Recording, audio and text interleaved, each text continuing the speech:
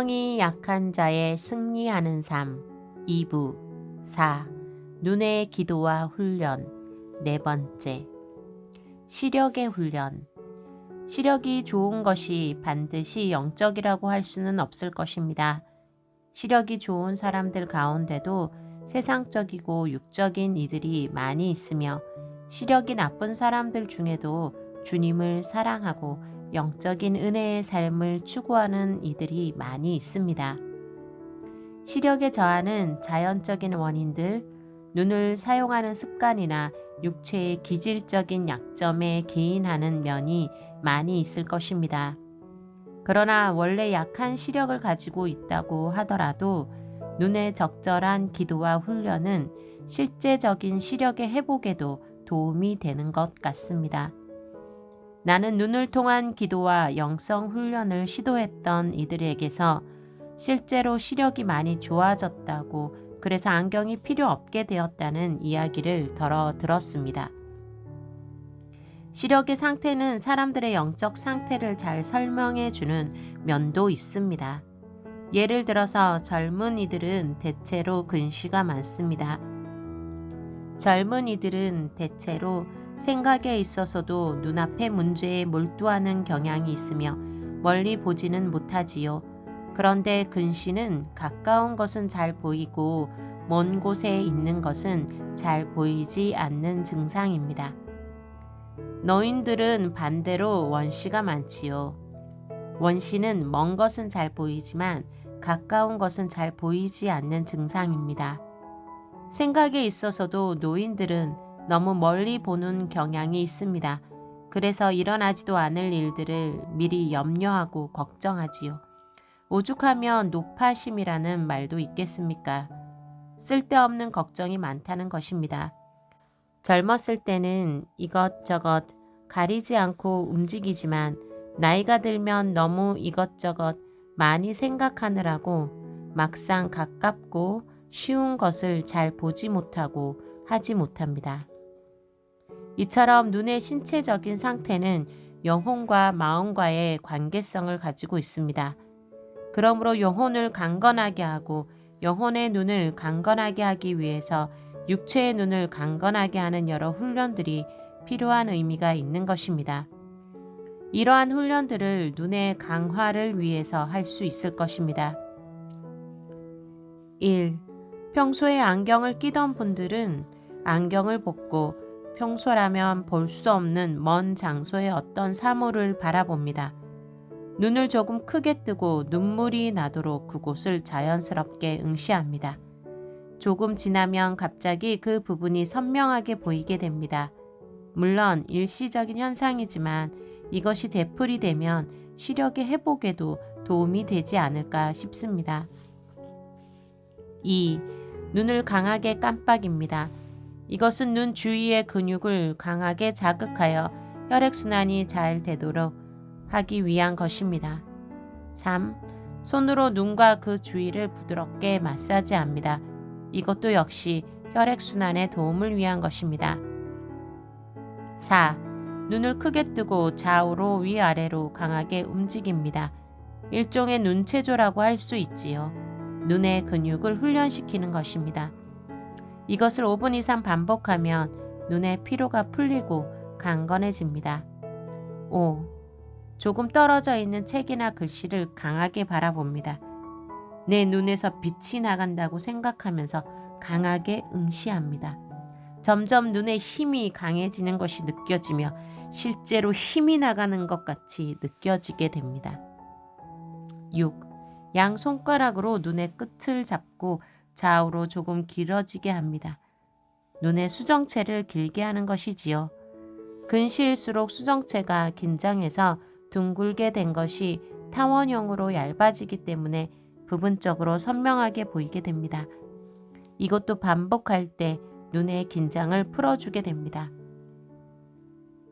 지금까지 여러 가지 눈을 강건하게 하는 기도와 훈련에 대하여 알아보았습니다. 누구든지 이 훈련을 꾸준하게 하면 분명히 많은 변화와 자신감을 경험하게 될 것입니다.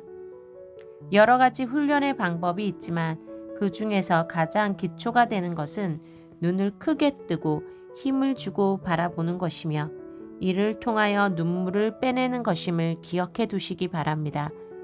그것을 꾸준히 할 때 눈의 정화와 강건함이 이루어지게 됩니다. 눈에 힘을 주고 사물을 바라보며 자연스럽게 사람의 눈을 바라보십시오. 사람의 눈을 피하지 마십시오. 다른 사람의 눈을 자연스럽게 쳐다볼 수 있다면 그는 거의 치유가 된 사람입니다. 물론 다른 사람이 자신을 쳐다보는 것을 불편하게 느끼는 이들도 많이 있습니다. 그럴 경우에는 무례를 범해서는 안 되겠지요. 교회에서 흔히 예배 중에 인도자가 옆에 사람을 쳐다보면서 인사를 나누라고 하는 시간이 있는데 사실 이 시간이 곤혹스러운 사람들이 많이 있습니다. 다른 이와 눈을 마주치는 것이 쉽지 않기 때문입니다. 물론 그것은 영적인 부자유의 상태를 보여주는 것입니다. 그러나 다른 이들에게 부담이 되지 않도록 조심하면서 이와 같이 눈에 마음을 실어서 사물과 사람을 보게 될 때 마음이 아주 자유롭고 편안한 것을 느끼게 됩니다. 그것은 놀라운 해방의 시작입니다. 눈에 힘이 있는 사람은 사람을 지도할 수 있습니다. 사람은 본능적으로 눈에 힘이 있는 사람을 따라가게 되어 있으며 눈에 힘이 없고 멍에 있는 눈을 가진 이들에게 매력을 느끼는 이들은 없습니다. 물론 불쌍하게 느낄 수는 있겠지요. 눈에 힘이 있는 사람은 다른 사람을 인도하며 눈에 힘이 없는 사람은 다른 사람을 따라갑니다. 어린 꼬마들도 싸움을 하는 것을 보면 싸우기 전에 눈에서 이미 승부가 가려져 있습니다. 눈에 힘이 있는 이들은 이기기 마련입니다. 눈에 힘이 없는 아이들은 덩치가 크다고 하더라도 싸움에서 져서 맞고 울게 되는데 그것은 어른이 되어서도 마찬가지입니다. 다만 어린이기 때문에 속으로 울 뿐입니다. 이런 아이들을 야단쳐서는 안 됩니다. 대체로 어느 한쪽 부모로부터 그러한 기질을 받고 태어난 것이니까요. 그러니 억지로 강하게 하려고 하면 더 눌려버리는 경향이 있습니다. 이런 아이들은 격려해주고 눈에 훈련을 시켜서 강건한 아이로 변화시켜야 합니다. 눈에 힘이 있을 때 그 눈은 아무 것이나 함부로 쳐다보지 않습니다. 여기저기 훔쳐보며 흘끗거리지 않습니다. 그 눈은 바르고 선명하게 볼 것만을 봅니다. 그렇게 눈에 힘이 있어서 눈을 지킬 수 있는 사람은 마음을 지킬 수 있습니다. 요셉은 보디발의 아내가 유혹했을 때 그녀를 쳐다보려고 하지 않았습니다. 그는 가까이 있지도 않고 도망쳤습니다. 그는 눈이 강한 사람이었습니다. 그러나 삼손은 막상 괴로워하면서도 도망치지 않았습니다. 드릴라가 자기의 목숨을 노리고 있다는 것을 알고 심히 괴로워하면서도 그의 눈은 그녀의 아름다움에 빠져 있었고 즐기고 있었습니다. 결국 그의 눈은 뽑히고 말았습니다. 눈에 힘이 없는 사람은 유혹을 이기지 못합니다. 쉽게 넘어가고 맙니다.